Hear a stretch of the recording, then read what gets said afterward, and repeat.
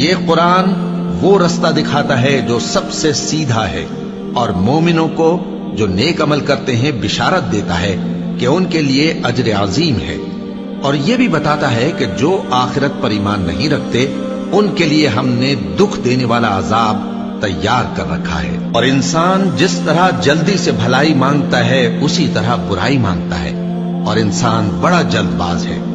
اور ہم نے دن اور رات کو دو نشانیاں بنایا ہے، سو رات کی نشانی کو تاریک بنایا اور دن کی نشانی کو روشن، تاکہ تم اپنے پروردگار کا فضل یعنی روزی تلاش کرو اور برسوں کا شمار اور حساب جانو۔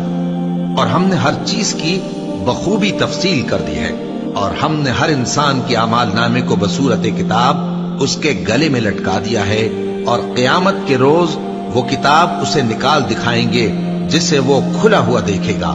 کہا جائے گا کہ اپنی کتاب پڑھ لے، تو آج اپنا آپ ہی حساب کرنے والا کافی ہے۔ جو شخص ہدایت اختیار کرتا ہے تو اپنے لیے اختیار کرتا ہے، اور جو گمراہ ہوتا ہے تو گمراہی کا ضرر بھی اسی کو ہوگا۔ اور کوئی شخص کسی دوسرے کا بوجھ نہیں اٹھائے گا، اور جب تک ہم پیغمبر نہ بھیج لیں عذاب نہیں دیا کرتے۔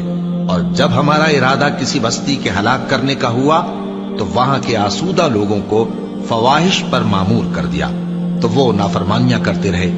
پھر اس پر عذاب کا حکم ثابت ہو گیا اور ہم نے اسے ہلاک کر ڈالا۔ اور ہم نے نوح کے بعد بہت سی امتوں کو ہلاک کر ڈالا، اور تمہارا پروردگار اپنے بندوں کے گناہوں کو جاننے اور دیکھنے والا کافی ہے۔